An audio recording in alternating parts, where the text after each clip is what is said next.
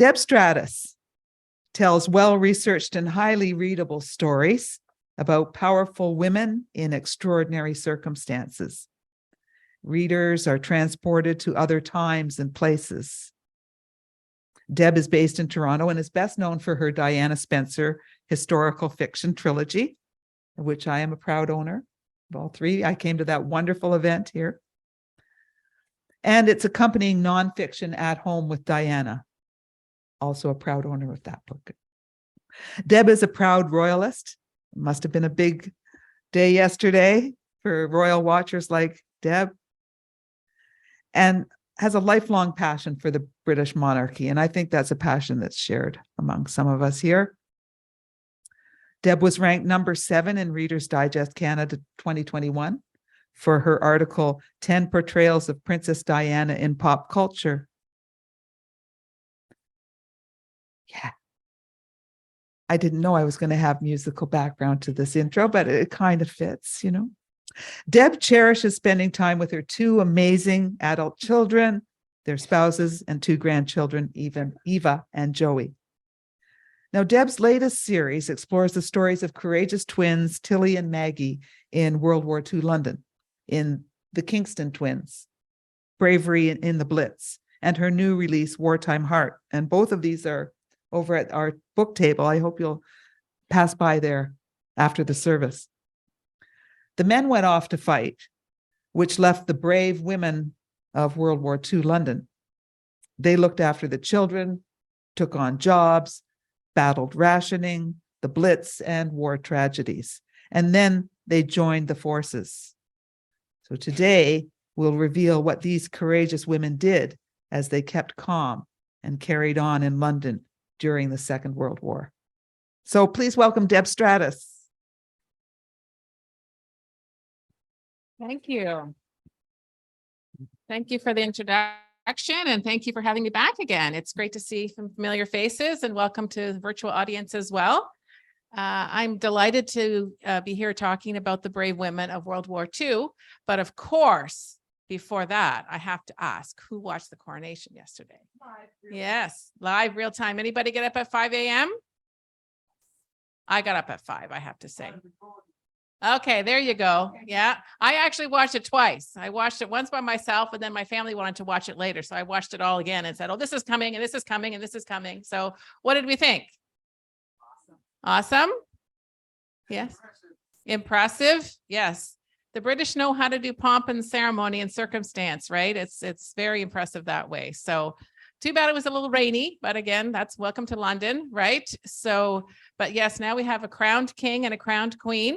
And we'll see what happens from here. But it was definitely enjoyable to watch, and I was glad to see everything went smoothly. And it's a pretty tricky, ceremony with all of the different aspects, and everything seemed to go well. So awesome, great. Okay, so welcome to the Brave Women of World War II London. So the reason I want to talk about this topic is I've written 2 books about it.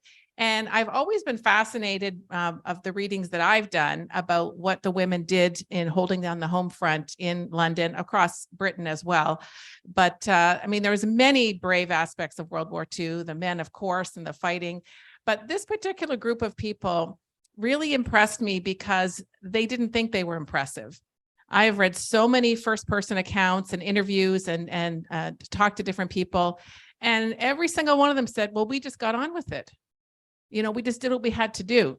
And they don't see themselves as heroic or brave. And yet, I hope once you've heard some of the things that they actually did, you'll agree with me that those stories need to be told, because they did, in fact, do some pretty miraculous things under some pretty horrendous conditions. Okay, next slide. So just to kind of get us into the mood here, I'm going to be showing you a bunch of images and pictures from World War II. So you see these ladies here standing in a queue, which is what we would call a line. And they spent many, many hours over the entirety of the war, 6 years, doing just this, standing in line, waiting for rations, hoping to get a little bit of bacon, a little bit of meat, some eggs, and so on, in all kinds of weather conditions, rain, sleet, snow, anytime, hot, cold. to just get to the top of the line and be told, sorry, we're out of this, we're out of that, and they might take a little bit of onion, might take a little bit of cheese home. So these particular ladies, they look a little bit cheerful, right? Probably because their picture was being taken. But I think for the most part, this ended up being a pretty dreary aspect of World War II, is standing in these endlessly thankless lines, trying to find food to feed your family. Next slide, please. This is just, go back one. Yeah, this is just a kind of a quick look at some of the different types of roles that the women played.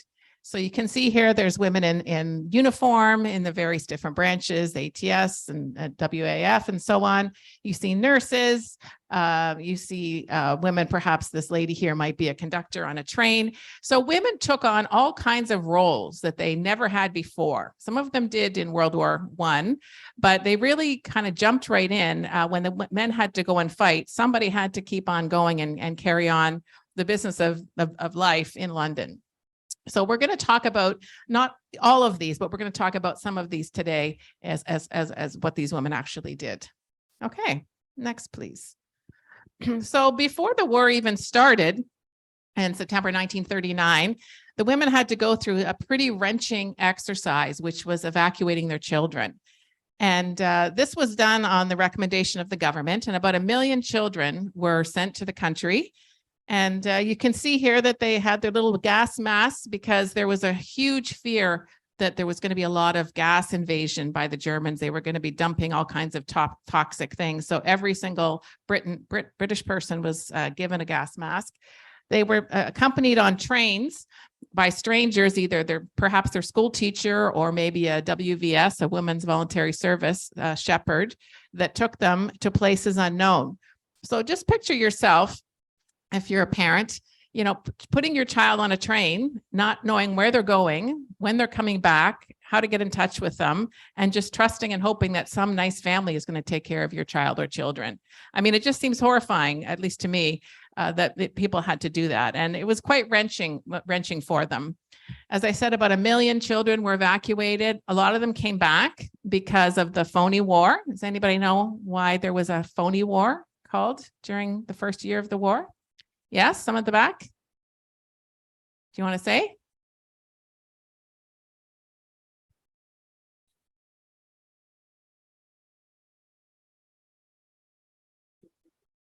You heard the term?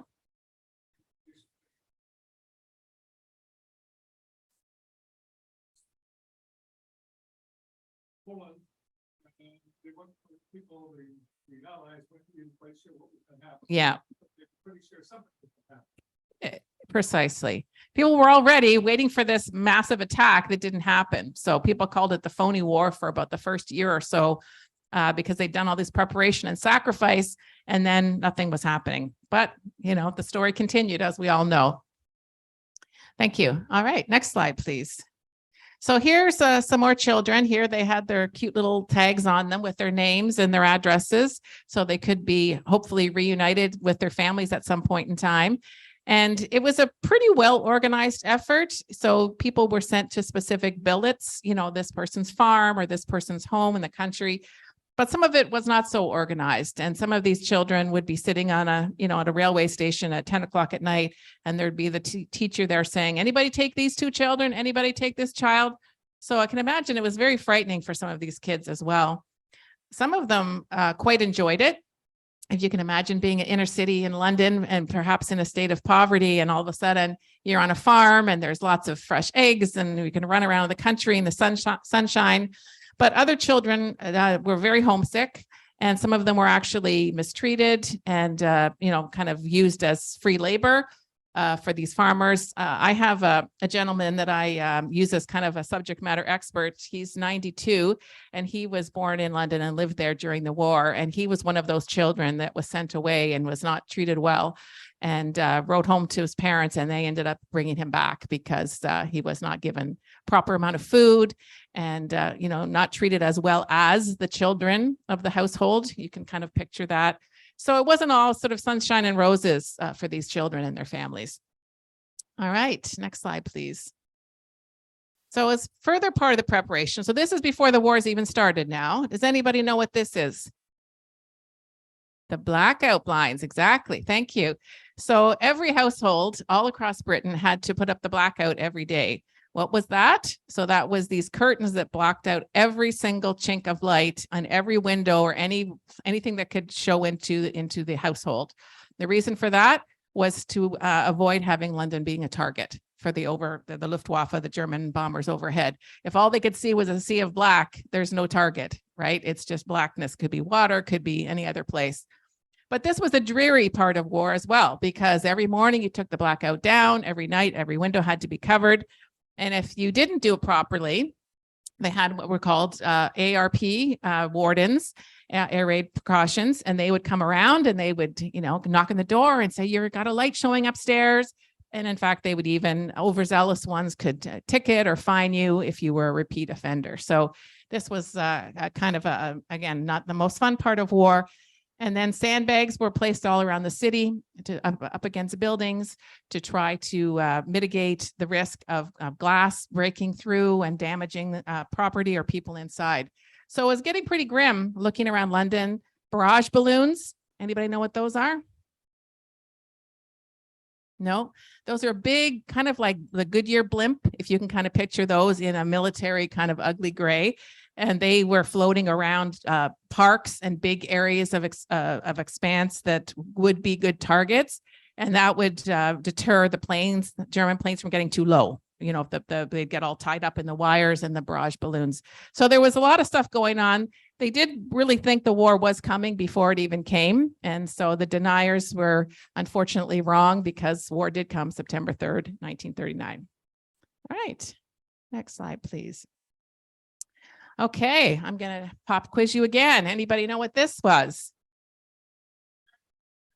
Bingo! The man in the back gets 100 points. Okay. So this is called an Anderson shelter. Doesn't it look cozy, folks? So these were given out to over 1 million homes, about 3 million by the end of the war. And this was where you went when the air raid siren went off. This is where you took your family. It was about 6.5 feet tall, about 6 foot long, 4.5 feet wide. So not a very big space. And as I said, it was, as soon as the air raid siren went, you went with your family in your back garden. It was made of kind of a corrugated tin. So you can imagine you could hear every single bullet and sound coming from outside. Here you can see that they tried to make them cozy. They've got a couple of bunks there for the kids on the right, a little bench there, some books, a picture of the king. And this was where they would spend minutes, hours, until the all clear sounded. So just, looking at this, you can imagine and you can see very clearly that there's no bathroom facilities. There's no heat, electricity, light, windows, of course, because then you could get bombed. So it could get very uncomfortable in there for hours and hours on end. And then particularly because they wanted you to dig them in about 2-3 feet into the dirt to make them, again, lower down, less of a target. And so many times they ended up being damp. So you'd be sitting there with your feet wet, cold, and hearing bombs and invasions coming all around, wondering and hoping and praying that when you open that door in the morning, your house would still be standing. Because if it wasn't, you were one of the 1 in 6 who ended up being homeless at some point or another during the Blitz, and had to be rehomed and find a place to live. So that's the Anderson shelter. Doesn't that sound like a fun way to spend an evening? I also just wanted to quickly point out this lady here is demonstrating that the government wanted you to plant vegetables on top of your Anderson shelter because food was at a premium, which we're going to talk about in a second. And so anything you could do to try and grow your own vegetables was highly encouraged. Any questions about the shelter? Look like fun. Imagine a family of 6 trying to crowd in there. It would be a bit much. Okay, next slide, please.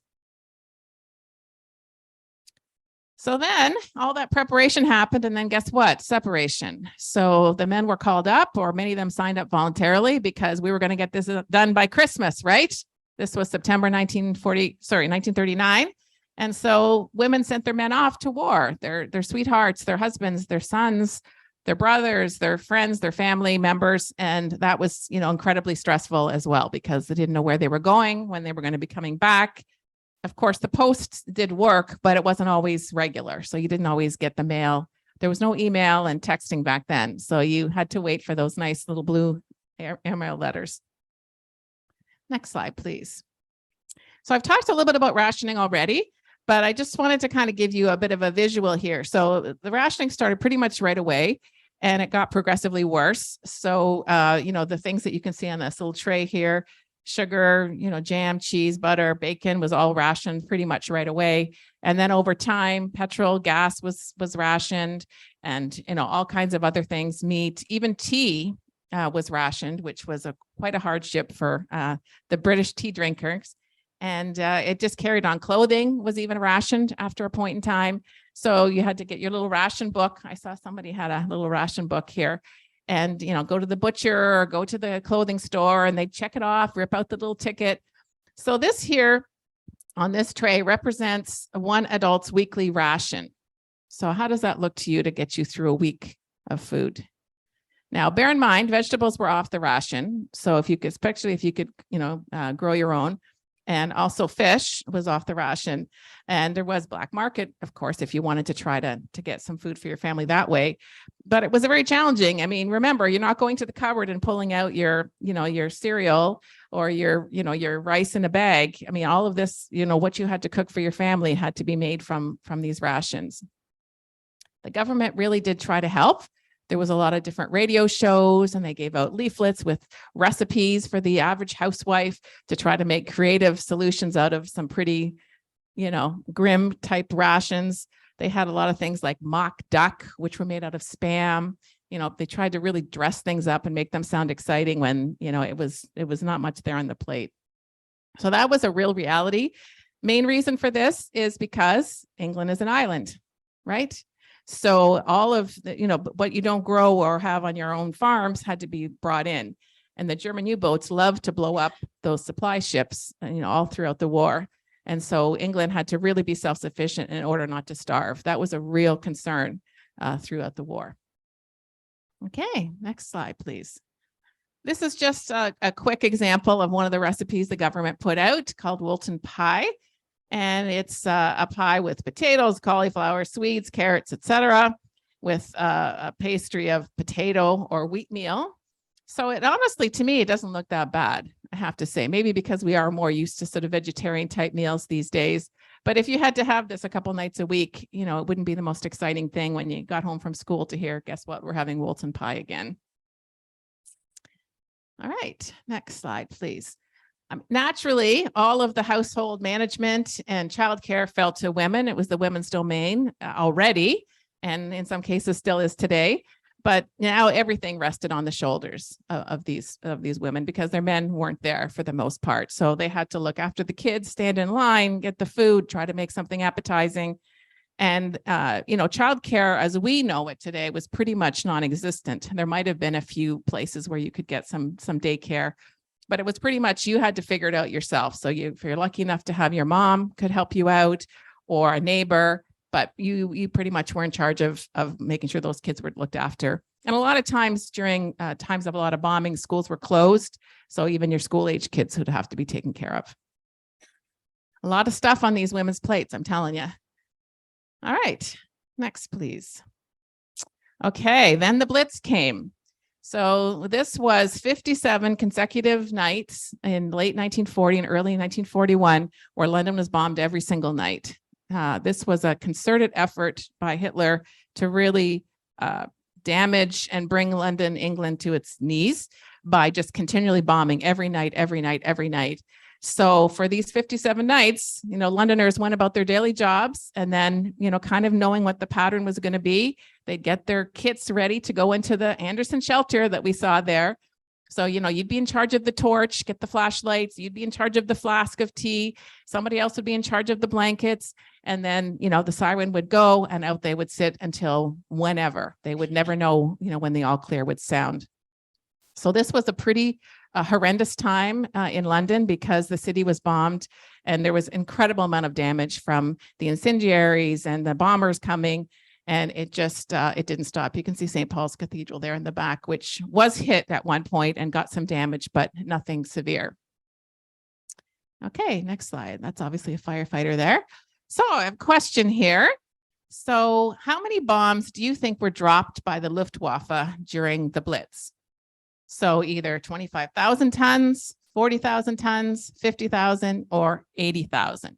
So before we answer here in the room, I'm going to ask Ed if you've been able to do the poll question to the virtual audience. Having a problem. It says that we're logged on another device and it's not allowing me to do it. Okay. All right. Well, if anybody wants to venture a guess, I guess they could put their hand up. But what about here? Anybody who wants to take a vote here? What do you think? How many tons? 80,000? Anybody else? You'll go with 40? Okay. Next slide. And the winner is 40,000. So again, it's hard for us to imagine how much 40,000 tons of bombs are. I should have tried to think of an analogy that would work, but it was just, they were just massively attacked every single night with tons of damage to, schools, museums, churches, everything that you can possibly imagine. Many, many homes, as I said, people were left homeless. This was the kind of devastation that you would see when you left your Anderson shelter, had a cup of tea, and then guess what? You went to work. People didn't sit around and just feel sorry for themselves. It was like, let's get on with it, keep calm and carry on. So you would see the streets were completely, destroyed, the buildings. You'd see the odd strange thing like a lamp still on the third floor, but everything else was decimated. So you had to kind of pick your way around, get the water mains were down, all the bus routes would be closed, and then you do it again and again and again for 57 nights. One of the things that I found in my research that was really quite amazing to me was, and this was more the brave men, is that every time the bombs would come, the next morning they would be out early, the light and the heavy rescue, and they'd be, digging under all the debris and the broken glass, trying to find people, right? Because everybody had to be accounted for. The ARP wardens had their district and they wanted to count for every single person. So if somebody's missing, they're in there digging, trying to find and rescue them. A lot of times they didn't rescue them. They were dead by the time they found them. And then they would do whatever they could to get the city operational again, get those water mains going, try to get the routes so that the buses and the ambulances could get to the people. So it was a pretty heroic team effort. All right, next, please. And again, lots of people were injured, taken to hospital, and many dramatic rescues happened as well. So it was a pretty awful time. But if anybody ever heard of Blitz spirit, it's kind of the term used to what got these people through these tough times was they just wouldn't give up. So there was never any thought that England wouldn't win the war. I mean, people like Churchill had a lot of doubts. He made some incredibly stirring speeches, which really helped keep rally the spirit of people. But they really just thought there's no way he's going to hit our shores and take over. And remember, from Dover, which is the closest point to France, once France was occupied, to Calais is only about 20 miles. That's a very close distance for an army that's just getting stronger and stronger and stronger to come and take over. And Englanders just never believed that could happen. And there was a common foe and they were all going to be in it together. All right, next slide, please. Okay, just more devastation here to show you. All right. Next, please. So, anybody know what these people are doing? Yes, in the subway, the tube. That's right. And this is because they didn't have an Anderson shelter. Either they didn't have a garden, or they lived in a flat. They didn't have the property for it. There was public shelters on the main level, but they weren't really much safer than living in a house. Interestingly, some people didn't go to shelters, particularly as the war went on and on. There was kind of this fatalistic attitude of, if it's my time to go, it's my time, and they would just go to bed in their beds and say, I'm going to get a good night's sleep no matter what. And some of those people survived and some of them didn't, because it was very random. You'd be walking along the street and a bomb would drop and this person would die and this person would live. So there was a lot of live for today kind of mentality, because you just didn't know what tomorrow was going to bring for you or your loved ones here or overseas. So a lot of people went down into the tube because that was the safest place underground. Government didn't like it. At first, they really discouraged this practice, but as the war went on and on and on, they realized this was really a viable alternative for thousands of people. So they started to put in some sanitation. The tea ladies would come around with tea and sandwiches. I mean, you can imagine night after night what a place like that could smell like with all of those bodies, you know, and no place, you know, a little bucket in the corner to go to the bathroom, crying children and so on. Again, a lot of these pictures, the people look cheerful because they're not used to getting their picture taken, I think. But there was a lot of singing. If you watch old World War II movies, people did, you know, they'd be down in the shelters and they'd be, you know, singing, you know, White Cliffs of Dover or We'll Meet Again to kind of keep up their spirits. All righty, next slide, please. Another interesting part of the Blitz spirit was that next morning, these, you know, shopkeepers would still, you know, their windows would be damaged, the roads would be impassable, but they'd say business as usual. You know, come on in. We're still going to sell you what meager little items we have on our shop shelves because, you know, we're not going to give in. All right, next slide, please. So this is one brave woman that I wanted to highlight in World War II. Somebody must know who this is. Yes, that's right. Our late Queen Elizabeth's mother, Queen Elizabeth, and she and the King, George VI, stayed in England throughout the war. And that was, again, seen as incredibly brave because a lot of people expected that they would come to Canada. Thank you. Exactly. Because in Commonwealth, you know, a lot of Canadians were fighting and they'd be safer here, but they refused to go because they thought, well, everybody else is suffering and we're going to be along with our people. And so after bombings, they would go quite often, especially the east end of London, where they really got hit with a lot of the attacks. And they would try to cheer up people. She always tried to dress really bright and cheerful so that people would kind of get that spirit of, we can do this. You know, we're going to overcome this. So they did a lot to try to keep morale up. Next slide, please. And when someone asked her, you know, why don't you leave? This is what the Queen said. The children won't go without me.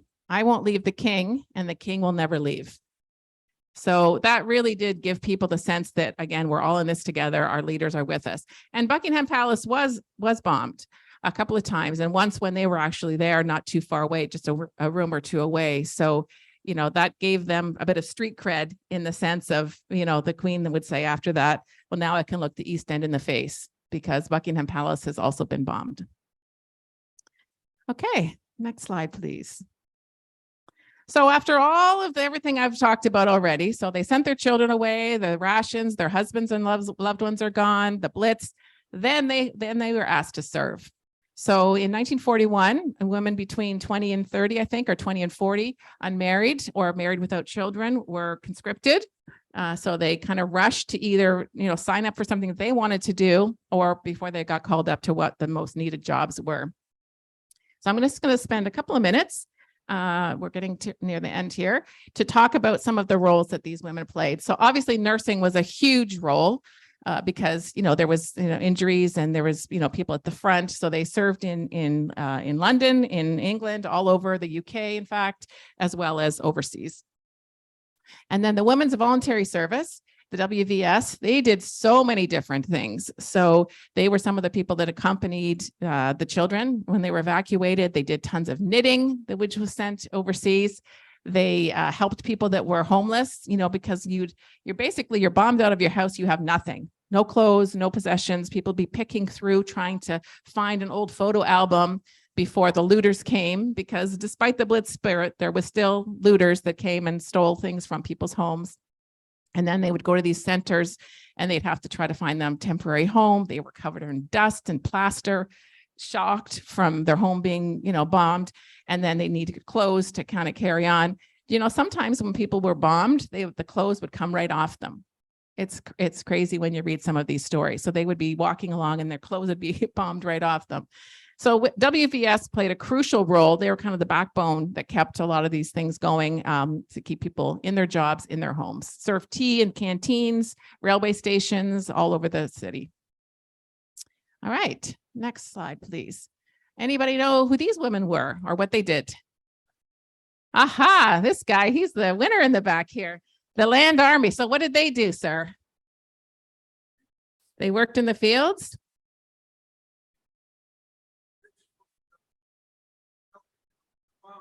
Yeah, raising the vegetables, helping out on the farms.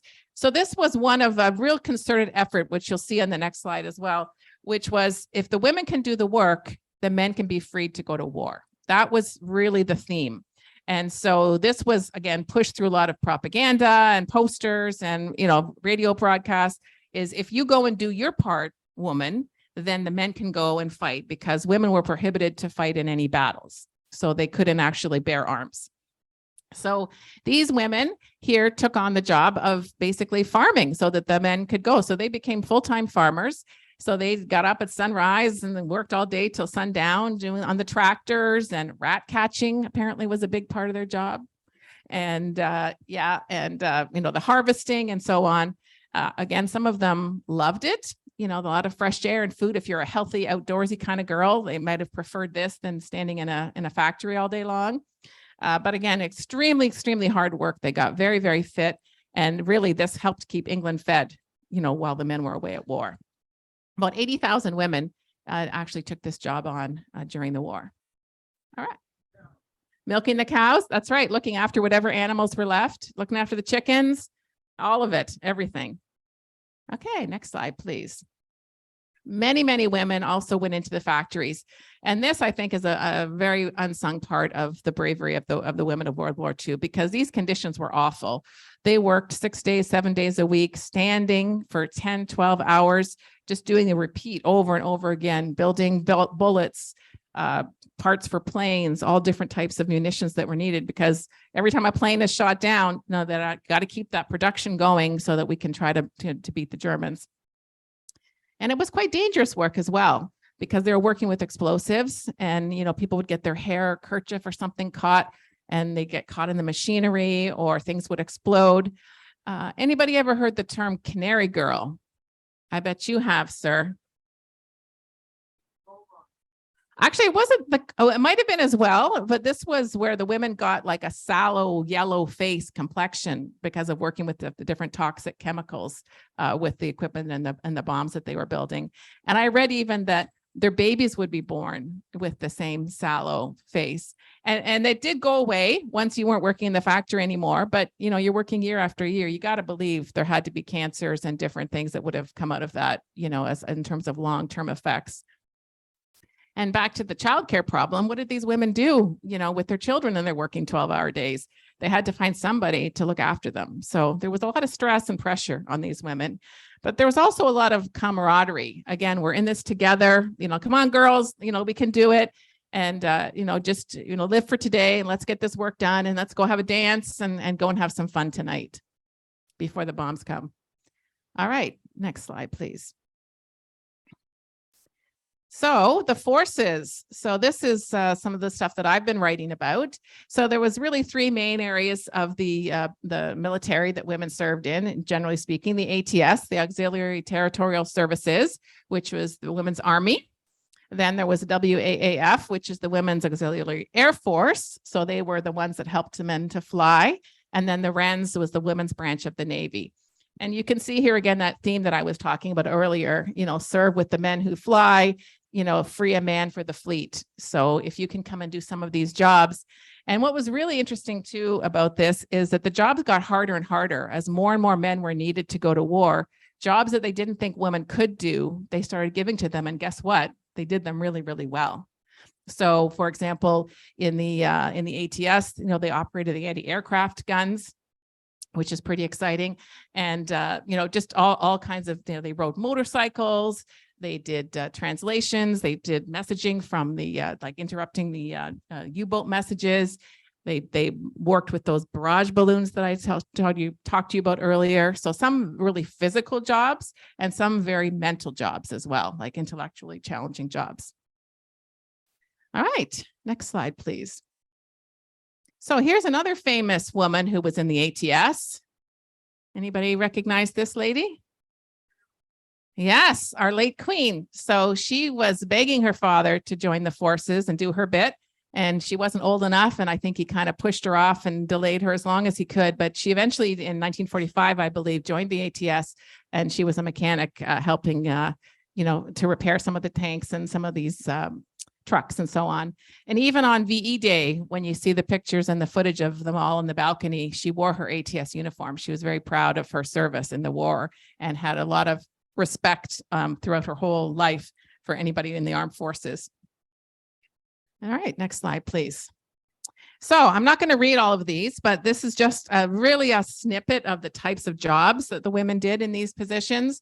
So obviously there was a lot of need for cooks and orderlies, but drivers, as I mentioned before, you know, they worked the radar equipment, searchlights, anti-aircraft. They did the wireless transmissions in the Air Force, weather reports, maintaining aircraft and so on. Working in intelligence as well. A lot of women worked in intelligence, and there was women pilots too. People don't know this, but women would be, they wouldn't actually be in active combat, but they would ferry the planes. So if a plane was downed in one location, they would send this woman pilot, and she would fly that plane to where it was needed at another Air Force base. There was a lot of that going on. And then the Wrens, the Women's Navy, they did radio operation, meteorologists. And Bletchley, has anybody seen The Imitation Game? Yeah, or familiar with Enigma, you know, which was the computer that had to be broken, the code to try to help us win the war. And women were involved in a lot of that activity. In fact, I'm going to London next month for another research trip, and I'm actually going to spend the day at Bletchley to do some research for my next book. So I'm quite excited about seeing the huts and seeing all the work that the women did there. And then, as I've mentioned a little bit already, they also did roles in the WVS, civil defense, ARP, ambulance, fire truck drivers, pretty much anything you can think of. So pretty brave as far as I'm concerned, taking on these very hard jobs. All right, next slide, please. And all of these things they took on while facing unprecedented fear. You know, they're doing all of these things while still worrying. They didn't want to see that boy on this bicycle, the telegraph boy, bringing that, you know, telegram saying that their son or their husband was killed or missing in action, which happened thousands and thousands of times, right? They didn't want that boy coming to their house. So you're worrying, you haven't heard from your loved one in weeks or months, or maybe they are missing in action. So you're trying to do all of these things while you have huge anxiety and stress and you're not sleeping well. And it was just a tough go altogether. All right, I have one more poll question before we get almost to the end here. And I said this a couple times, so we'll see how well everybody was listening. What did the ATS stand for? Was it the Advanced Territorial Service, Auxiliary Territorial Service, Auxiliary Training Service, or Aunt Thelma's Suites? Anybody? Anybody online? Sorry, just a second. Were you able, Ed, to get any of the poll working? No. Okay. Sorry about that, virtual audience. That's right, the second one here. So yes, if you want to show the next slide, please. Yeah, so that was just the one branch of the services, the Army, which again, I think altogether was about 650,000 women served in various capacities in the British Armed Forces, and quite proud of it too. Like if you read again these firsthand accounts or books, you know, women were quite proud of what they did and how they served. And, you know, they were shipped all over the place. And it's not like they were going to work and then they went home at night. You know, they were in Scotland, they were in France, they were moved all over stations all over England. But they formed lifelong friendships. And again, they were all in it together, trying to make these rations go around and to work in these very terrifying situations, being in a billet in somebody's house or in a hut, you know, with 20 or 30 or 50 other women with, you know, one sink. But it really did create that sense of community and, you know, we're going to support each other as women. All right. So what I'd like to do now is just talk a little bit about my books. So you, as was mentioned very kindly before, is I do have two books about this era. I'm actually researching the third book right now, which is why I'm going to England. And finally, again, after COVID, I can finally go back. So the Bravery in the Blitz is the first book. London, 1939, England is at war with Germany. The Blitz starts raining down bombs. Can TIllie and Maggie find love in war-torn London? So the books are about these two twins and their families. So it's a saga series. So it's not just about them, but it's about their whole family and what happens to them. Some good things, some tragedies as the war progresses, because nobody is left unscathed, or very few people are. And then the second one is Wartime Heart, which was just published in late February. So that's my new book. And Heather kindly invited me back to speak about it. And it continues the story. So the first book really finishes in the Blitz, and the second one comes and goes forward from there. World War II wears on. The Kingston family carries on despite tragedy, shortages, and daily worry. Maggie joins the ATS and throws herself into dangerous work to help forget her faraway love. So there's all kinds of challenges that they're facing here. So I'm happy to say that they're quite well received online. I've gotten a lot of good ratings, and they're quite popular. So it seems like people are still quite interested in World War II stories. It's not something that goes away. And I'm fascinated by it, but I read books about it all the time still. So I do have books for sale here, which we'll talk about in a couple of minutes. If anybody would want to purchase them, I can sign them for you here today. And for the people at home, they are all available on Amazon.ca. So you can either buy a paperback version or the ebook if you prefer that. So what I'd like to do now is, if you could go to the next slide, please, is just do a little reading to really get you thinking about what it was like in World War II. Okay. I see an explosion, Pip yelled. Smoke everywhere. I can't see who's hit. Seconds later, they all saw a plane spiraling down, smoke pouring from its tail. It's the Henkel. Bloody hell. He got him. The enemy plane left a trail of black smoke as it swirled and twisted downward. A blob of white appeared, the pilot bailing out in his parachute. Look, pointed Lou, it's heading into a steep dive. Suddenly, the plane broke into 1,000 pieces in midair. We did it. Maggie jumped up and down, hugging Addie, Gordon, and whomever else she could reach. One for Blighty, cheered Addie. The spit is going higher. He's falling back. He's safe, Pip reported, her eyes glued to the binoculars. Stations, everyone, ordered Sergeant Griffiths. It's far from over. Relieved to be of use again, the team waited for the call out, which came in seconds. Pip bellowed out time and again throughout the night. The planes just kept coming. The deafening sounds of the ACAC guns and explosions in the sky boomed and crashed all around them. Cordite and dank smoke filled the nostrils of the squad, causing choking and spitting. The light in the sky came from searchlights and explosions. With hardly a moment to breathe, there was no chance for a loo break, flask of tea, or even a glance away from the equipment. Maggie's hands were slippery from spinning the dials over and over, doing her best to pinpoint targets for the guns. Her back ached from hunching over the predictor. She didn't think, she just performed her duty to the best of her ability. By the time the all clear sounded at 4 a.m., the squad were exhausted, hoarse, and covered in a mix of grime, sweat, and pride. Blimey, we shot down 2 of them, Alfred beamed as they rambled towards the mess for a well-deserved cup of tea. And did you see the one with the engine fire crash into another? The men were bursting with enthusiasm. The women lagged behind. I don't know how I feel, girls, said Lou in a small voice. I'm ever so pleased we carried out our duties as we've been trained, but her voice broke. Maggie stopped and hugged her chum. What happens to the ones who bail out? Lou asked. If they're not dead, I expect they'll be picked up by the local home guard, who will turn them over to the police. Then they'll be arrested and escorted to a nearby POW camp.